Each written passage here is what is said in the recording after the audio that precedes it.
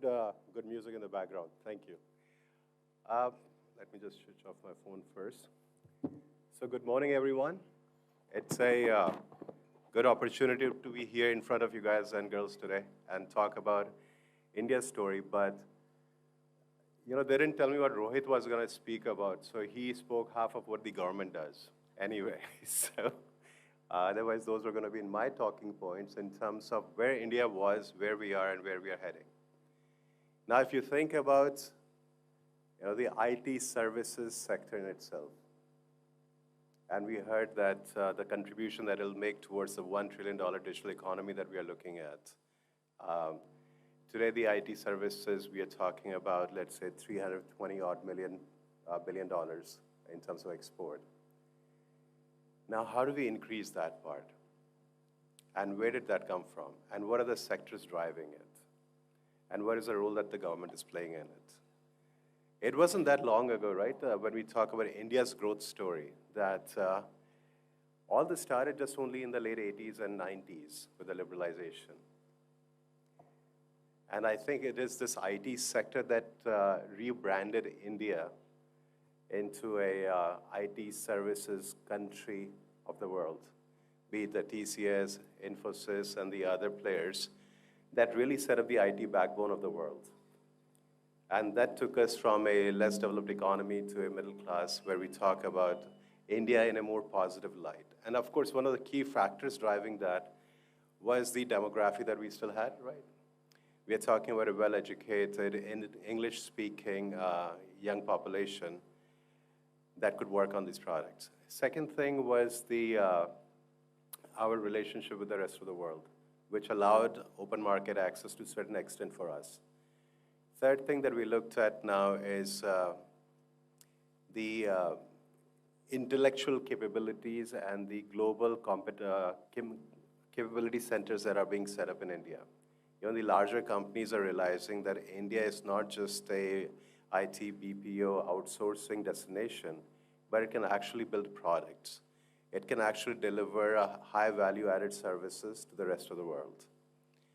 And fourth part that we are looking at is the digital transformation in terms of the digital rails that we have built, be it through Aadhaar, UPI, ONDC, Gati Shakti,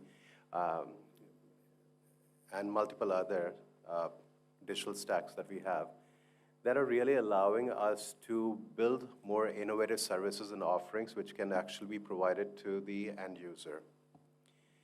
And lastly, that we are looking at is the level of government commitment in terms of 3-4 different things. One is the, let's say, ease of doing business. So how do we streamline the regulatory approvals, the requirements that we have for services or for export industry?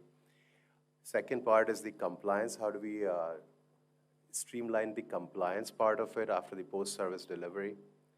Third part is opening up the FDI. So more and more of these international funding can come into India to enable the development of these services. So the government is actually working on all these 3-4 different angles in terms of compliance, in terms of policy streamlining, in terms of attracting FDI. And fourth is in terms of enabling the indigenous and homogeneous growth of talent in India. Now, talking about from the perspective of where do we take this forward?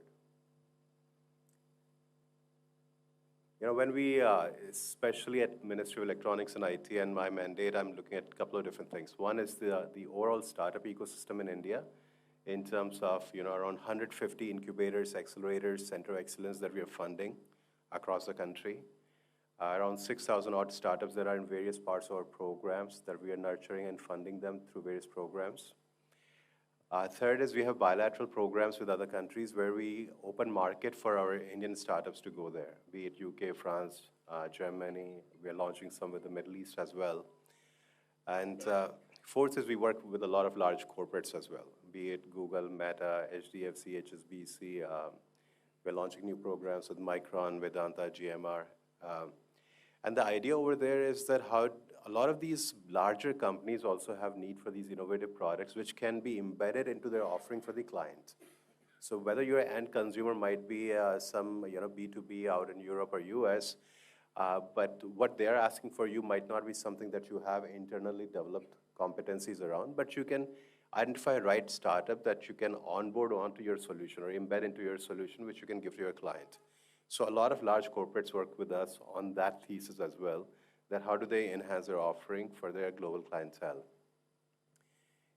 Now, when we look at in terms of the growth and where this is going to come from, and I'm going to take off that whole government side a bit and talk about three things that dovetail very well into the actual market economics, market forces, and the government focus. So one is, let's say we have recently launched India AI Mission. It's a 10,000 crore funding project that has been approved by Cabinet last month, in which we are looking to build a whole AI ecosystem across India, all the way from compute, infra, GPU, to ethical and responsible AI, how is looking at both the sides of AI. Third is around funding of AI startups. So around 2,000 crore is allocated for funding startups that are operating in the AI. Because AI is a horizontal technology that applies across all the sectors, be it healthcare, education, infrastructure, defense, you name it. AI and Gen AI can impact every sector and every level of organization, be it an SME or be it an MNC. So we are looking at how does AI dovetail into the future of the service delivery.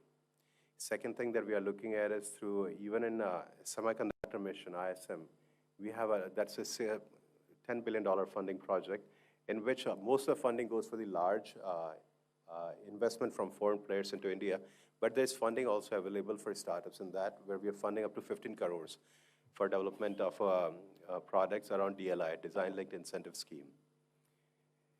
Now, if I talk about how does these benefit and how can the service-oriented export companies that are here can look at it, is three things. One is, let's enhance our product portfolio, because doing the same thing which has gotten you access to the global market is not going to stay the same because of the competition. So how do you enhance your current offering, whether it's in your BPO segment through use of innovation? Let's say, how do you use AI or Gen AI in terms of customer experience and retention programs? So one is enhancing the offerings. Second element that we need to think as an industry to compete globally is coming up with new products.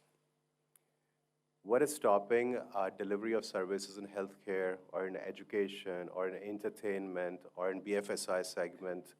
Why not? Why do we stick with the lowest hanging fruit around the BPO and the basic tech development and IT services provisioning? There's an equal market for it because everyone globally today recognizes the value of India in terms of intellect and in terms of their delivery capability. So why not develop products which can be delivered as a service? And third is we need to target different geographies. Because in India, so our focus is now, neighborhood first. So we look at how do we support our neighboring countries. Second is Act East. How do we look at the Eastern Hemisphere and our eastern side of the nation? And third is Global South. India has taken a prominent position in terms of being a voice for the Global South after the G20 summit that we hosted last year. So how can we leverage these things and develop new geographic markets, be it in the Global South, be it in the neighborhood, be it in the Eastern Hemisphere that we're looking at? So that's the markets that government can help you open, and government is working on. Third thing that we need to look at is in terms of domestic product delivery and development services. We heard him talk earlier about, now we can develop and deliver services from small towns and cities as well. We don't have to be all based on Bangalore, Delhi, NCR, Pune, Chennai, Mumbai. We can go to smaller cities now and still deliver those services at a lesser cost, because a guy who can get to live at home with his parents and save money on the rent living in Bangalore is willing to take half a salary than what he would take in Bangalore and deliver the same outcome and probably better outcome, given he's in a better, happy environment being in his hometown than being an alien in a larger city where no connects. So that's the other part we have to look at. And government is very engaged in terms of developing a localized ecosystem in Tier 2 and Tier 3 cities of India. So we are looking at, we launched a new scheme recently, a 500 crore project, where we are funding startups only in Tier 2 and Tier 3. So in Moradabad, in Meerut, in Lucknow, in Tirupati, in Tiruchirappalli, in Ambala, in Bhopal. We are funding Amravati. We are funding startups in these localities. And so what is doing that? That is allowing for the development of an innovation, entrepreneurship, and skill ecosystem in these smaller cities, which can be leveraged by larger companies here as well. And third, as I mentioned, that we have all these incubators and accelerators that we are funding across India. You can actually work with them to help you identify technologies and solutions which you can embed. It's all about integrating that value chain in terms of who's developing a product, who can embed it, and who can sell it. So if you look at it from this holistic perspective, the opportunities are tremendous. Government's initiatives are plentiful. And then there is an immense amount of talent that exists in our country. And where we are sitting at $3.8 trillion of GDP today, and as it gets to $5 trillion and a much larger chunk after that, the role of the service sector will be huge. The role of the export will be huge. Export is a key component of the overall economic growth of the nation. And we will look to continue to figure out how do we develop products and services which can be exported. Because today, if you realize that ultimately everything that we do, or as a consumer, I only care about service. If I want my house to be cleaned, I can go buy a vacuum cleaner, but I'm not in love with vacuum cleaner, right? I'll either clean it myself, I'll have my maid clean it in traditional ways or through a vacuum cleaner, right? I just want a clean house. It's not the product I care for. So I'd rather have a cleaning as a service, right? I can either get Urban Company to come and clean it twice a week or daily, or I can have my maid clean it. Same thing with food. I just want good food, whether I get it from Zomato, or I get it my cook to make it for me, or I make it myself. Ultimately, I just want a good quality food. It's a service for me. Today, we are selling everything as a service. Product as a service, platform as a service, software as a service, experience as a service. So we have to have that mentality that we are not service versus manufacturing. Everything ultimately comes down to what the buyer wants. The consumer ultimately wants experience, satisfaction, and utility. And to get those three things, it has to be a service orientation. And especially in an export market where they're looking for quality, their reliability, scalability, generalizability, these 4 or 5 factors are critically important in terms of delivering a service. And so as a nation, as we move from IT services to IT products, I think the scale and opportunities are quite large. And I think we have an eminent line of speakers, and Bhik Chandani sir is also there, and Kedbai ma'am is there. A lot of these people will be here who will talk about in terms of what are the opportunities and challenges in the emerging sectors, in the marketing and branding and positioning of India as a nation going forward. So I won't take any more of your time, and good luck with the sessions today, and thank you for having me.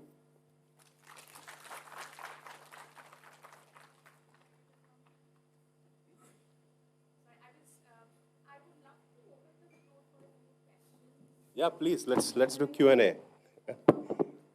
That's always much better, if there's any.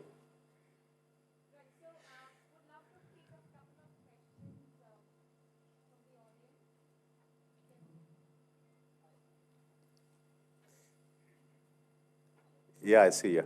Yeah. Yeah. Sorry.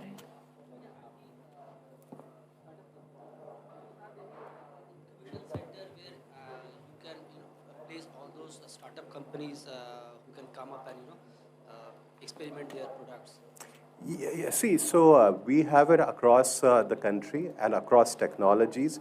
So whether you're in ed tech or in health tech or fintech or agri-tech or any kind of sector, and depending on what geography you're in, but let's say if you're working on a fintech sector, so one of our key center of excellence is FinBlue out in Chennai, which has a huge tie-up globally as well as domestically with all the banks and creating a sandbox for fintech startups.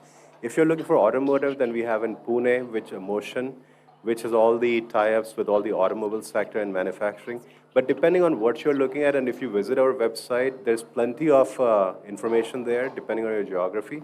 And we also provide funding for early stage startups. And we don't differentiate as much between IT services and products at early stage, as long as it's around innovation driven, and it's creating employment, and it's within the overall mandate of the work that we are doing at Electronics and IT Ministry.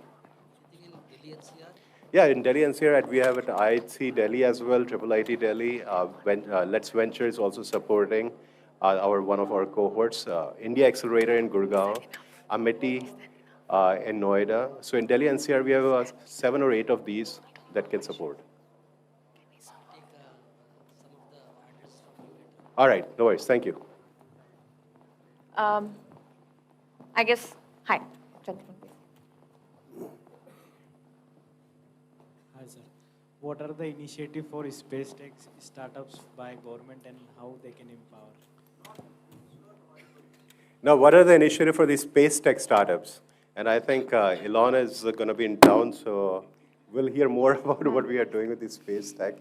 But space is a huge sector that the government has opened up. And as well as Skyroot and a bunch of other Indian space tech startups. Agnikul is there, right? So all these guys are doing wonderful. And through ISRO, and IDEX is the right platform for it, which is under Ministry of Defense. So they work very closely with all these space tech startups or in submersible or in the deep sea startups. So anything that's looking at that kind of sector, IDEX is great. But even we fund, we support all these startups. If you need any kind of connect in that, we'll be happy to do. Sir, my question is, Yeah, please. AI is a very new technology, and MSME companies would like to, go for this technology if there is some incubation areas. If the government provides any incubation on AI specifically. See, so again, I mean, it's very abstract the way you have put it, but see, so when we are talking about building the AI ecosystem, and government doesn't really interject too much in the operations of a private sector economy in terms of mandating, requiring, and encouraging too many SMEs to go and say, let's get use AI. What we do is we enable the development of technology, we enable the development of providers of technologies. It's up to the buyer and seller to go and implement it. Today, our MSME sector suffers mainly because of these 3 reasons. Because we are very good at making the product, but not scaling because we don't do enough marketing, we don't understand our financial engineering and management, and third is the international expansion of it, and product portfolio diversification. Now, if we actually get around the AI part of it, and the Ministry of MSME is also working on some element of it now, that how do we take the data, how do we enable the SMEs that are working in the various sectors, that be it in the bamboo, be it in their traditional handicraft, be it in different spaces, where can AI actually support SMEs, and what kind of government scheme can be provisioned either for funding or for skilling or for infra building through the MSME ministry. So that work is also under progress right now.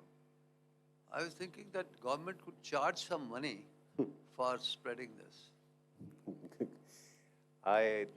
That's a different topic. No, so government, see, we take taxpayers' money and we deploy it back for the taxpayers' benefit. So ultimately, our goal is that how do we, now around AI, where government is more focused on is the data aggregation, anonymization, randomization, localization, that how do we build right policies around data, ensure security, safety, privacy, ensure the ethical and responsible use of AI, ensure that we can build trusted supply chain around AI, because some of the data can be localized, but for commerce to be enabled, data has to go outside as well. So we are looking more at the policy level issues and building the discourse, narrative, and consensus globally around it. Second is we are looking at building the large infra that might be needed for the computer and GPU that individuals can procure. So we work with larger companies, be it Micron, be it larger NVIDIA, et cetera, who work with our Indian conglomerates to set up the large infra here for that.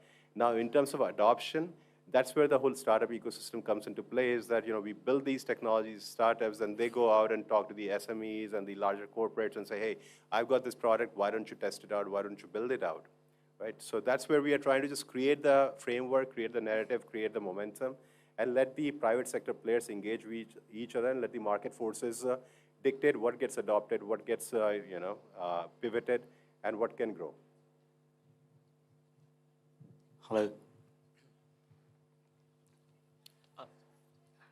Yeah, I'm Dolly Bhasin. I run a consulting firm, and I've been very focused on the service sector. we try to venture into software exports, but mostly we've worked with the MSMEs and government. So 2 national awards for e-governance projects. And I personally feel that one of the sectors which provides the maximum employment, which is going to be severely impacted by the use of AI, is the financial sector and the sector for tourism. And I strongly believe that there should be a support for these sectors. How do they protect the jobs, and how do we really make sure that tourism, as on one side, it's the second largest employer in the country. At the same time, it's going to be severely impacted through the technology. We are already seeing it, but still we do not have India on the world map for tourism in a big way as we can. And I think AI can really help that happening. Unfortunately, there is no strategic thrust towards that. Same is true with the textile sector. Textile and handloom, we are the world's largest in terms of our production capability, but our exports are still something, especially in the sustainable textiles, we need to really do a lot. And AI can help in a big way. I've been working with accelerators across the globe in these 2 sectors. And I feel that India needs to, especially the METI Startup Hub, needs to think more focused towards the areas which are going to be severely impacted by AI taking away the jobs. No, I think the point is well noted. 2 things we have to be very clear about. There's welfare economics, and there's a development economics. Second is we have to meet the needs. We have to protect the vulnerable population, but we have to enable the growth of the aspirational India. Third, we have to look at within the overall holistic perspective of a sustainable development. Because now, if I talk about going forward, the 4 technologies and 5 sectors that we are targeting, one is semiconductor. Second, we are looking at quantum. Third is the AI. Fourth is biomanufacturing. And 5th is the telecom. These are the 5 sectors, 5 technology verticals that the government of India in deep tech domains is very seriously, significantly devoted to going forward. In 4 application areas or sectors. One is agriculture and food, because food security is critical, and given that more than 50% of Indian population is still employed in agri sector. Second, we are looking at healthcare. The application of technologies in the healthcare sector is very critical given our aging population 30 years down the road and the demographic dividend becoming demographic disaster. How do we address the healthcare issues now upfront? Third sector we are looking at is the energy security in terms of moving from the hydrocarbons to renewable. What is our use of coal, the thermal, the wind, nuclear, solar? What is the new energy mix that India can manage? And the last sector we are looking at is the earth and water, right? It's overall climate. What can we do in terms of climate control, climate preservation, climate protection? And that's where all the focus is in terms of these sectors that government is looking at primarily. Now, last point around the development economics, that we have to look at the welfare part, that how do you protect the majority of population that still lives on per capita GDP, which is very low, right? We are not a middle-class country or middle-income country based on per capita GDP, though we might be 5th largest and soon be 3rd largest by overall aggregated GDP. So how do you sustain that population? So you need to ensure that the employment is being created for them. We can target still doubling farmers' income. How do we ensure that more development innovation is going to those sectors where redundancies, leakages, wastages, slippages can be minimized so more money can go to the beneficiary?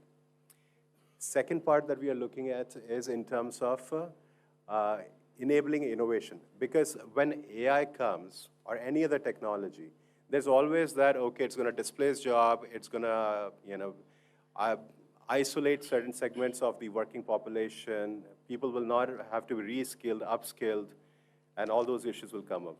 But as long as we do responsible use of the new technology, technology has always led to development. and development has always led to economic growth. Economic growth has led to per capita income going up. Per capita income has led to better quality of living for people. And if we don't adopt technologies, then how do we ensure that we move up on the value chain of product development, get higher utility rates out of what we are producing or selling and servicing? So that's very critical that we don't shy away from innovation. We understand the upside, downside of all the innovation that exists and that's coming up. And we deploy it responsibly and socially consciously to ensure that the negative side effects of it can be minimized or controlled. And at the same time, we ensure that people that need to be reskilled and cross-skilled, so we have at Ministry various programs for skilling for AI. And we're working with the industry, be it industry bodies like NASSCOM or large corporates like Microsoft, Meta, Samsung, et cetera, who are developing, deploying capital as well as expertise for the skilling of AI. So all those things are there, and I think MSME Ministry in particular is also looking at how do we ensure that traditional industries can be protected. How do we ensure that they can be skilled so we don't lose out on value creation and it becomes a value destruction, at least for those traditional industries? So one last question, sir. Yeah. The very practical one. So here, Yeah. so can you hear me? Last one, yeah. You changed the whole format. You should have told me we'll just do Q&A. Yeah, please go ahead. Sir, being from a very technical background, so I got to know that you have a very good understanding of technical world and what's happening around. I have friends working in Microsoft and very big companies, and I see you also have the understanding of technologies. So, so that there is no misunderstanding in my question, I would like to speak in Hindi. So the thing is, you're talking about AI, cloud, blockchain. Everyone is talking about, yes, we know all the big companies and private companies are working on blockchain technologies. Like when I see that while you were talking, I was going through your profile on LinkedIn. You have worked closely with government. So I would like to know, you were saying the government is funding startups. So from a youth point of view, I would like to ask, so I also have many ideas in my mind, okay? So which I would like to implement just because of the funding, okay? And I think those ideas can change life of many. Like from the point of view of government, the funding, the thing is, you are talking about AI, but when we go to the website of IRCTC, SBI, government खुद की website काम नहीं कर रही है. We are talking about AI, cloud, blockchain, बहुत सारी चीज़ें. तो लगता है कि गवर्नमेंट जो ये फंडिंग है, रियल में फंडिंग करेगी भी किसी दिमाग में आइडिया है या सिर्फ नाम के लिए 20,000 करोड़ का नंबर, 2,000 करोड़ का नंबर सिर्फ अखबारों में दिख रहा है मैं. नहीं ठीक है और कुछ या हो गया खत्म नहीं सवाल सवाल बहुत से लोगों का सवाल है वो बड़ी बातें चल रही थी मैं पूछ लूँ एक बार. नहीं चलो ठीक है नहीं मैं भी हिंदी में बात करता हूँ फिर ठीक है अभी देखो अच्छा यू आर स्मार्ट आपने प्रोफाइल भी देखी अभी लिंक्डइन पे जाके तो I tell you a few things यार देखो अभी है ना माइक्रो लेवल पे जब हम बात करते हैं कि इस स्कीम में क्या होगा कल क्या होगा इस टेक्नोलॉजी का क्या होगा बड़ा डिफिकल्ट हो जाता है उसको क्वान्टिफाई करके बताना है कल क्या चेंज हो जाएगा पर अगर हम बड़े पिक्चर की बात करें मैं भी यहीं से हूँ ठीक है इसी देश से 90s तक तो मेरे घर पे कलर टीवी भी नहीं था ठीक है ब्लैक एंड वाइट वो संडे को रामायण या महाभारत आती थी पूरा मोहल्ला बैठ के देखता था एक साथ फिर 2000 के बाद चलो कलर टीवी आ गया फ़ोन भी आने लग गए सेल फोन आ गए लोग प्लास्टिक में लेके घूमते थे प्लास्टिक कवर में अब दो सेल फोन ऐसे लेके घूमते हैं वो पुराने फीचर फ़ोन होते थे नोकिया के अब समझो स्मार्टफोन हो गए ठीक है पहले सिर्फ हर किसी को डॉक्टर बनना है इंजीनियर बनना है या सरकारी ऑफिसर बनना है आज के टाइम पे लोग कहते हैं मेरे को स्टार्टअप फाउंडर बनना है ठीक है ये भी चेंज ही हुआ है कल हमारी उस टाइम हमारी जीडीपी क्या थी और आज हमारी क्या है वो दिखा रहे थे 0.5 ट्रिलियन से 3.8 ट्रिलियन अगर हम बोलें कि हमने जनधन बैंक अकाउंट करके jam Trinity bank account mobile and Aadhaar link करके जो हमने कोविड के टाइम पे बेनिफिशरीज को प्रोवाइड किया अगर मैं ऐसे एग्जाम्पल्स देने लग गया हमारे यूपीआई ने जो कमाल का काम कर दिया है आज पूरे देश में क्या पूरे दुनिया में फ्रांस भी यूपीआई यूज़ कर रहा है मल्टीपल कंट्रीज अभी यूपीआई लेके जाते हैं हमसे क्योंकि हमने इतना आसान कर दिया कि आपको ना बैंक जाना पड़ेगा पैसा लेने के लिए ना एटीएम जाना पड़ेगा हम कैश से सीधा कैशलेस सोसाइटी बन गए ना हमने चेकबुक का भी काम लिया ना क्रेडिट कार्ड का भी काम लिया कैश आया था अब हम सिर्फ पेटीएम करते हैं या फिर दूसरा कोई जो भी ऐप है तो ये ट्रांसफॉर्मेशन हुए हैं वो भी क्योंकि सरकार एब्स्ट्रैक्ट लेवल पे बड़ी बड़ी चीज़ें का नैरेटिव बनाती है फिर काम तो प्राइवेट सेक्टर ही करता है और ये पैसा कहीं ना कहीं लगा भी है. And last point I will tell you is कि जब आपने प्रोफाइल देख ही लिया, so I was out of India for 20 years, क्योंकि उस टाइम सब इंडिया छोड़ के जाते थे बाहर पढ़ने के लिए कि इंडिया में जॉब नहीं मिलेगा, इंडिया में अच्छे स्कूलों में एडमिशन नहीं होता. So I was in US for 20 years. I did my undergrad there, masters there, worked in private equity, सब कुछ वहाँ पे किया. लेकिन 2016-17 में ही मैं वापस आया. क्यों? क्योंकि यहाँ पे मेरे देश में ही मैं वो कर सकता हूँ जो मैं बाहर जाकर करना पड़ रहा था. मेरे को खुद के लिए पैसा कमाना है, वो यहाँ भी कमा सकता हूँ आज मैं. मेरे को यहाँ पे अपने देश के लिए कुछ करने को भी मिल रहा है. So a lot of people like me are coming back, and beauty is that government is open to working with private sector and having private sector folks as part of the system. So we can bring some expertise, bring some know-how, bring some outcome orientation and some quantification of what the government is trying to do. तो अभी changes तो हो रहे हैं अभी, लेकिन जब देश ही इतना बड़ा है, आप 140 करोड़ लोगों की बात कर रहे हो, आप कहोगे कि हर किसी की मेरे को इनकम भी डबल करनी है, मेरे को हर किसी को राशन भी पहुंचाना है, मेरे को हर इनोवेशन को आगे भी करना है, मेरे को हर IITian को और हर स्टार्टअप को काम भी देना है, पैसे भी देने हैं. मतलब आप और कौन सी कंट्री है इस लेवल पे? एंड जो हमारा रिसोर्स कंट्री है ना, और जो हमने 30 साल की जर्नी में किया है और जो पिछले 10 साल की जर्नी में किया है, तो आई जस्ट से कि आप जो कर रहे हो लगे रहो. जहाँ पे भी हमारी हेल्प चाहिए, आप कह रहे हो कि आपको फंडिंग चाहिए, स्टार्टअप है, इनक्यूबेटर दिल्ली में भी, आप कहीं और जा रहे हो वहाँ बता देना, वहाँ कनेक्ट करा देंगे. और आप देख लेना कि या तो माइटी तो दे ही रहा है, स्टार्टअप इंडिया भी देता है, DST भी देता है, बायरैक भी देता है, आईडेक्स भी देता है, सारे सेंट्रल गवर्नमेंट की मिनिस्ट्रीज पैसा देती हैं स्टार्टअप को. प्लस आपके स्टेट्स में स्टेट स्टार्टअप मिशंस भी हैं, वो भी अब पैसा देते हैं स्टार्टअप्स को, बिकॉज सबों ने रियलाइज़ कर लिया है कि अब हर यूथ को तो जॉब मिल नहीं सकता, इतने हम ग्रेजुएट करते हैं हर साल. तो बेस्ट इज़ कि वो खुद के आइडिया परस्यू करे. अगर आपको 10,000, 20,000, 50,000 आप महीने का कमा भी लेते हो अपने स्टार्टअप के थ्रू, इतना तो आपको एंट्री लेवल जॉब पे ही मिलता. तो उससे अच्छा तो हमारे पास अभी क्या है. और यंग एज में आप ये करोगे, 3, 4, 5 साल आपने मेहनत भी की, स्टार्टअप में फेल भी हो गई, तो आपका जो एक्सपीरियंस आ जाता है कि आपको बोर्ड को कैसे डील करना है, एडवाइजरी बोर्ड कैसे बनाना है, टैक्स कंप्लायंस कैसे करनी है, आपको प्रोजेक्ट मैनेजमेंट कैसे करनी है, प्रोडक्ट डेवलपमेंट कैसे करना है, कस्टमर एक्विजिशन कैसे करना है, सेल्स कैसे करनी है, पिच कैसे करनी है, एग्जीबिशन में बूथ कैसे लगाना है, आपको ईमेल से कम्युनिकेशन कैसे करना है, इंग्लिश हिंदी में क्या बातें करनी है, आप सब कुछ सीख जाते हो. आप किसी कॉर्पोरेट में भी जाके जॉब कर सकते हो, because they are looking for that disciplined, multi skilled, multi task oriented personalities which can fit in a large corporate nowadays. तो आज के टाइम पे मैं तो सबों से यही कहता हूँ, यार जो तुम्हें अभी मौका मिल रहा है वो हमें नहीं मिला, इसलिए हम बाहर जाते थे. अब तो सभी यहाँ रुकते हैं और लोग जा भी नहीं रहे, और बाहर से भी लोग अब आने लग गए हैं. सो आई से कि have some faith, have patience, work with the government, and government is doing whatever it can, and definitely then the private sector is doing the best it can and taking the country forward. Thank you.